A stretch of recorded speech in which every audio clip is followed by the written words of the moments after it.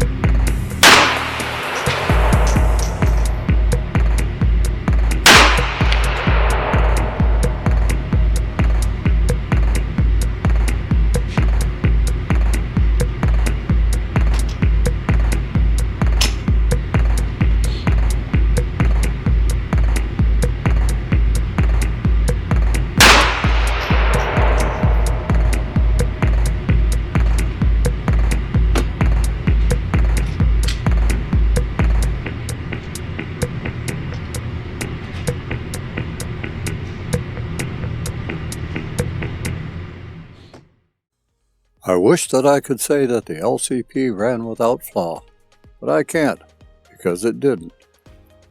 I counted 8 failures to chamber, what might be called FTFs or failures to feed, and it did not matter what ammunition was being fed. At one point, which I did not film, I pulled the LCP apart to remove and reinstall the slide release pin, thinking that might fix things. It didn't. I started to believe that it was the last round in the magazine failure, but I still can't verify that. In my hands, the magazine release button was difficult to actuate, and it does take some thumb strength to push the button in to release a magazine. Magazines do, however, lock into place nicely. I am used to the slide coming back a bit further when pulling them to chamber a round. The slide of the LCP is mildly deceptive, as the slide does not pull back far before it can be released. That took some getting used to. These sights might as well be non-existent. I ended up just basically trying to point the darn thing in the general area that I wanted to hit and hope for the best, which is what you would do in a close-up and personal encounter anyway. The LCP is definitely a belly shooter. The slip-on rubber grip did help somewhat, as it did provide a stickier hold than just plain polymer, but the grip is so small in my hands that I felt I didn't have complete control over the LCP. The trigger pull, while feeling a bit heavy during dry fire, did not seem that heavy when live firing. Go figure. At the beginning of the range session, I stated that if I could keep the majority of rounds within the 9 ring, I would be satisfied. And for the most part, at least I accomplished that. One body shot was low left. That was definitely me at work. Although I had 2 flyers with my headshots, the grouping was not that bad, considering what I was working with and how I was working with it. The group, however, was well below my perceived point of aim, or at least what I could make of it considering the dismal, tiny front sight and no guide at all with the rear sight. Younger eyes may not have a problem with the front sight. My old eyes, however, did. The band-aid that I was wearing on my trigger finger may have negated any finger pinch issues, but I could find no evidence of such on the band-aid after the session was over. All in all, not a bad day with the first time ever shooting the LCP, but I'll let you know my judgment regarding the LCP in my final thoughts.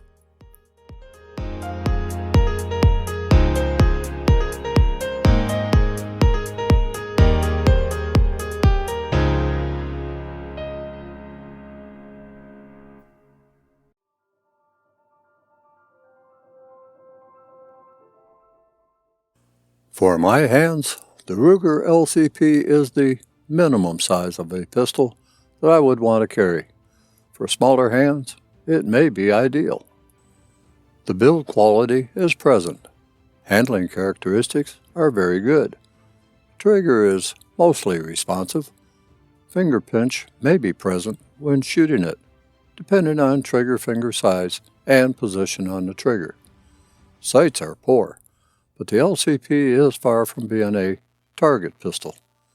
The grip definitely favors small hands, and a 6+1 round capacity of .380 auto pistol ammunition may be less than favorable for some folks. It hides away so effectively, you may even forget you are carrying it. The Ruger LCP, however, is not a likely candidate for my pocket, but for some, it may be the cat's meow. Well, I hope that you learned something from this review. There will be other reviews, and I hope that you will join me again for them. Until we do cross paths, stay healthy, vigilant, armed, and safe.